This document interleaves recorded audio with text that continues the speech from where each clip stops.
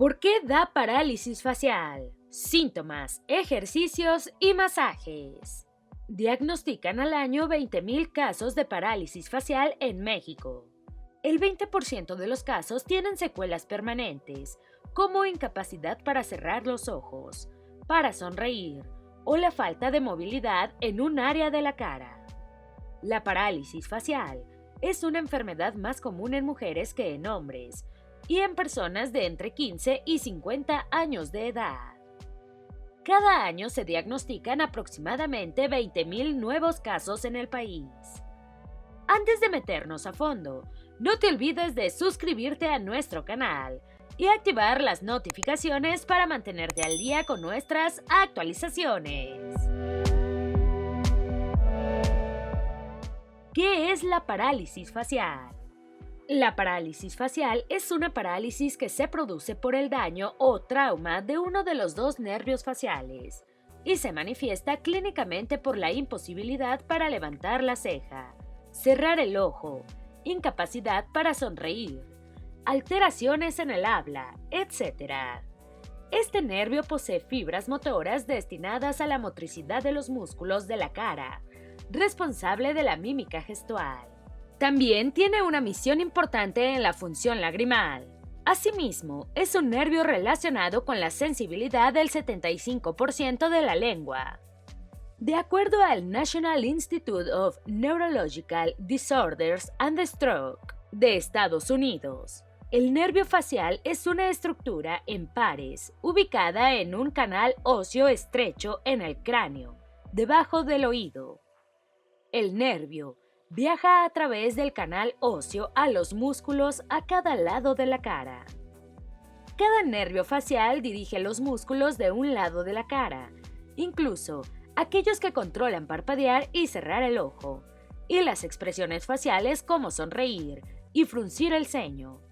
Además, el nervio facial transporta impulsos nerviosos a las glándulas lacrimales, las glándulas salivales, el oído, y también transmite sensaciones del gusto, provenientes de la lengua. Cuando se bloquea la función del nervio facial, se produce la interrupción de los mensajes que el cerebro le envía a los músculos faciales. Esta interrupción produce debilidad o parálisis facial. El trastorno, que no está relacionado con un accidente cerebrovascular, más común de parálisis facial, se conoce como parálisis facial periférica o parálisis de Bell, la cual recibió su nombre del Sir Charles Bell, un cirujano escocés del siglo XIX, quien fue el primero en descubrir la afección. Generalmente, la parálisis de Bell afecta a un solo nervio del par facial y un lado de la cara. Sin embargo, en casos infrecuentes puede afectar a ambos lados. Esta parálisis normalmente tiene buen pronóstico con tratamiento conservador. Sin embargo, aun cuando su evolución es relativamente benigna, hasta el 16% de los pacientes presentan secuelas moderadas o graves, según datos de seguimiento del 1.011 pacientes no tratados. En Estados Unidos, aparecen entre 14 y 35 casos por cada 100.000 habitantes y por año, sin registrarse diferencias significativas en cuanto a raza o distribución geográfica. La incidencia es prácticamente igual en ambos sexos y puede aparecer a cualquier edad, aunque es algo más frecuente en mayores de 65 años y raro en menores de 15. Causas de la parálisis facial. Según un artículo publicado en el Journal of Neurology en 2020, el daño ocurre probablemente por una alteración en la microcirculación, que conduce a la hinchazón o inflamación del nervio, que al encontrarse en un canal óseo de paredes inexistibles, sufre una compresión, y esto ocasiona una muerte de las células nerviosas, debido al suministro insuficiente de sangre y oxígeno. Todo esto da como resultado debilidad o parálisis facial. Sin embargo, se desconoce con certeza qué es lo que causa el daño. La mayoría de los científicos creen que es una infección viral, como una meningitis viral, o el virus como el herpes simple. causa el trastorno, ya que el nervio facial se inflama como reacción a la infección. Hay estudios en animales en los cuales se demuestra que una infección viral causa parálisis. En algunos casos leves, donde la recuperación es rápida, solo hay daño en la vaina de mielina del nervio. La vaina de mielina es el recubrimiento graso, el cual funciona como un aislante de las fibras nerviosas. El trastorno también ha sido asociado con influenza, dolores de cabeza, infección bacteriana crónica del oído medio, presión arterial alta, diabetes, tumores y traumas. Dentro de los traumatismos craneales, los más frecuentes con este trastorno son las heridas penetrantes del oído medio, heridas por arma de fuego o explosión, las fracturas faciales y del cráneo. Hay que destacar también las intervenciones quirúrgicas próximas al nervio, generalmente en el curso de la cirugía del oído medio. Una mención especial merece la parálisis asociada al parto, puesto que en un 9% de los afectados la presentarán de forma permanente. Existen factores que la causan, como la utilización de forceps. ¿Cuáles son los síntomas? Según especialistas de la Escuela de Medicina Kaiser de Alemania, debido a que el nervio facial tiene tantas funciones y es tan complejo, el daño del nervio o la interrupción de su función puede generar muchos problemas. Los síntomas de la parálisis de Bell, que varían entre las personas y fluctúan en la gravedad desde una debilidad leve a parálisis total, según pueden incluir tics, debilidad o parálisis en un lado de la cara. Rara vez se ven afectados los dos lados. El ojo puede abrirse, pero no cerrarse por completo. Los reflejos de parpadeo se pierden y los ojos no están protegidos eficazmente del polvo u otras sustancias nocivas, por lo que tienden a lagrimear o incluso inflamarse, produciendo conjuntivitis. Secreción excesiva de saliva. Producción excesiva o escasa de lágrimas. La comisura de la boca cae y el paciente no puede silbar. Se ve afectada la pronunciación de las consonantes labiales como la L, M y N. Con mayor frecuencia, estos síntomas, que generalmente comienzan súbitamente y llegan al máximo en 48 horas, llevan a una distorsión facial significativa. Otros síntomas pueden comprender dolor o molestias alrededor de la mandíbula y detrás del oído, zumbido en uno o ambos oídos, dolor de cabeza, pérdida del gusto, hipersensibilidad al sonido en el lado afectado, deterioro en el habla, mareos, dificultad para comer o beber. Las personas que sufren un derrame cerebral a menudo experimentan los mismos síntomas asociados con la parálisis de Bell. Sin embargo, un derrame cerebral generalmente causa síntomas adicionales, como cambios en el nivel de conciencia, confusión, pérdida de coordinación y debilidad en brazos o piernas en un lado del cuerpo. A menudo, las personas que experimentan un accidente cerebrovascular aún tendrán la capacidad de parpadear y mover la frente del lado afectado. Este no es el caso de la parálisis de Bell. Dado que a veces es difícil distinguir entre un derrame cerebral y otras causas de parálisis facial, es una buena idea llevar a tu ser querido a un médico rápidamente si notas parálisis facial. Fisioterapia y rehabilitación. Las principales acciones para recuperar la parálisis facial van encaminadas a lograr el correcto funcionamiento del ojo y de la boca, y conseguir recuperar y estimular el movimiento y la fuerza del lado afectado. Las técnicas de fisioterapia para el tratamiento de la parálisis facial, que han demostrado ser efectivas, son los masajes y los ejercicios. Se deben hacer un estudio del grado de parálisis del paciente, que incluye la coordinación de los músculos de la cara, y para esto se debe comparar el lado sano con el afectado. También se estudia la existencia de contracciones involuntarias asociadas a los movimientos voluntarios. Se intenta sonreír, por ejemplo, y esto se acopla con un movimiento de cierre del ojo.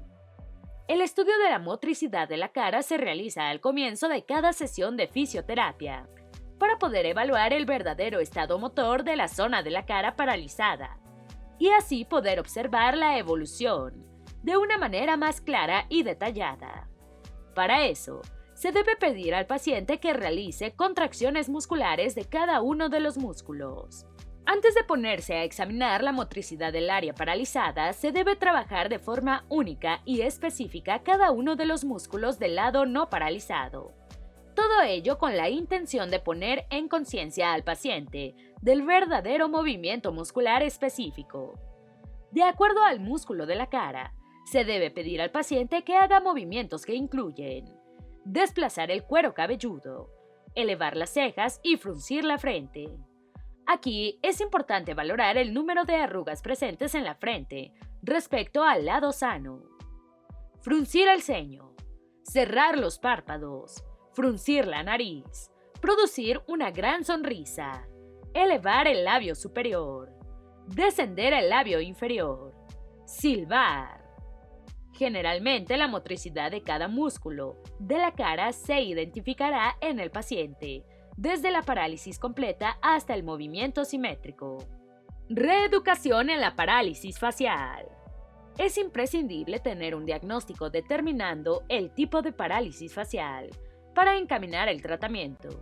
Es aquí donde comienza la labor de los médicos especialistas, otorrinolaringólogos y neurólogos. Una vez que el paciente ha sido correctamente diagnosticado, es cuando comienza el tratamiento fisioterápico. En la primera sesión con el paciente, se explica el tratamiento que se va a realizar. Es de suma importancia motivar al paciente desde la primera sesión. Aclarar que va a ser una reeducación lenta, que deberá trabajar de manera constante. Es posible que al principio se verá poca evolución sobre sí mismo, pero el día a día hará una manera progresiva su recuperación. Al principio se comienza con unos consejos prácticos, como es el mascar chicle, masticar por el lado paralizado y hablar de manera expresiva. Se insistirá mucho en el trabajo personal para realizar por la mañana y tarde, delante de un espejo, los ejercicios de la expresión que deben respetar el eje de simetría facial. La protección ocular es de suma importancia al principio del tratamiento, mediante el uso de lentes oscuros con protección lateral, evitando la entrada de rayos solares. Se recomienda realizar lubricación ocular por la noche con lágrimas artificiales y en ocasiones la oclusión ocular nocturna mediante un parche. Masajes. La finalidad del masaje es, esencialmente, obtener efectos circulatorios, favoreciendo el metabolismo celular y estimular el tejido muscular. Y otra parte importante es el rol psicológico para ganar confianza con el paciente y obtener su relajación. La realización del masaje intrabucal e intranasal permite la relajación de los músculos profundos. Se efectúa con la ayuda de 2 dedos internos y el pulgar, fuera en modo de pinza. Se realiza mediante presiones circulares. El masaje se hace en un orden establecido. Se empieza en la región del entrecejo hacia el tabique de la nariz, el ala de la nariz, el labio superior y después pasando bajo el mentón a lo largo del maxilar. Se sube hacia la ceja, donde el masaje se hace de una manera más enérgica, terminando hacia las cejas. Después, se hace un masaje en la frente, comenzando en las sienes. Después se desliza con ligera presión de los dedos hacia el eje de simetría de la cara y se regresa hacia las sienes en estiramiento ligero, finalizando en dirección a la raíz del cabello y haciendo un masaje transversal a nivel de las arrugas. Masaje de ojos, que debe ser repetido de 5 a 6 veces. Comienza en la región del entrecejo, pasando por los párpados superiores hasta el ángulo externo del ojo y volviendo bajo el ojo hasta la raíz de la nariz. El mismo masaje se realiza a la inversa y se termina por un estiramiento de la piel del ángulo externo, finalizando con un ligero masaje de los pómulos. Es importante realizar el masaje alrededor del globo ocular, en apoyo con el hueso y nunca sobre el globo ocular. Masaje de labios. De dentro hacia afuera seguido de un estiramiento hacia el exterior. Existen también otros tipos de masaje que pueden hacer al comienzo y al final del tratamiento, que consisten en pases suaves, lentos y simétricos sobre los lados de la cara en apoyo, un poco más fuerte sobre el lado paralizado. Ejercicios de reeducación. Hay que volver a dar al enfermo el esquema corporal y hacer retomar consistentemente el movimiento de sus músculos. Fases de la reeducación. Positiva. Aquí se realizan ciertos gestos mímicos. El fisioterapeuta al mismo tiempo realiza una simetría de movimiento del lado paralizado. Deberá hacer un trabajo activo y controlado del lado sano y pasivo del lado paralizado. Es importante decir que la mayoría de los movimientos faciales son sinérgicos. ¿Qué quiere decir? Que los lados de la cara deberán actuar al mismo tiempo. Se le enseña al paciente a controlar la contracción aislada de cada grupo muscular de la cara. Para ello se realiza una contracción activa de ambos lados de la cara, con ayuda manual en el lado paralizado para conseguir una simetría del movimiento. Fase activa. Comienza en el movimiento de la aparición del movimiento voluntario. Fase activa con ayuda. Todos los ejercicios se realizan delante de un espejo para tomar conciencia del movimiento. El espejo deberá tener una línea media para poder dividir las dos hemicaras y hacer el ejercicio más preciso. Es importante realizar estiramientos musculares de cada uno de los músculos del lado paralizado para mejorar los músculos. Fase activa sin ayuda. Se puede acelerar la recuperación utilizando modos de resistencia, como por ejemplo, usando elementos como cilindros de diferentes diámetros que se utilizan para resistir el cierre labial. Se comienza por los de mayor diámetro e ir disminuyendo progresivamente con la finalidad de conseguir un buen cierre labial. También se puede mascar chicle de forma exagerada, silbar y retener agua en la boca y desplazarla de un lado a otro. La duración del tratamiento suele ser entre 6 meses y 1 año. Después de este periodo pueden quedar secuelas, como movimientos involuntarios, espasmos, siendo esto más común en parálisis faciales severas. Hoy en día es más común la apertura de departamentos de rehabilitación facial dentro de los hospitales, debido al éxito que se obtiene en la misma. El trabajo debe ser dirigido por médicos especialistas para poder realizar todo el diagnóstico diferencial y posterior tratamiento médico. No se debe olvidar que la rehabilitación facial es un campo en el cual la terapia manual es un elemento básico en el tratamiento fisioterapéutico. La parálisis facial es muy devastadora y deprimente para el paciente, porque su ubicación es en la parte más aparente del cuerpo. Enseñar a un paciente puede brindarle una herramienta eficaz en la mano para mejorar su expresión facial y utilizar los músculos correctamente. Esperamos que este video te haya sido útil. Si tienes algo que agregar, por favor compártelo con nosotros en la sección de comentarios. Dale me gusta a este video y envíale el enlace a tus familiares y a tus mejores amigos para que también sepan por qué da parálisis facial, síntomas, ejercicios y masajes. Si eres nuevo en nuestro canal, no olvides suscribirte. No se te olvide seguirnos en todas nuestras redes sociales, que van a estar aquí abajo en la descripción. Recuerda, la vida siempre es mejor cuidando tu salud.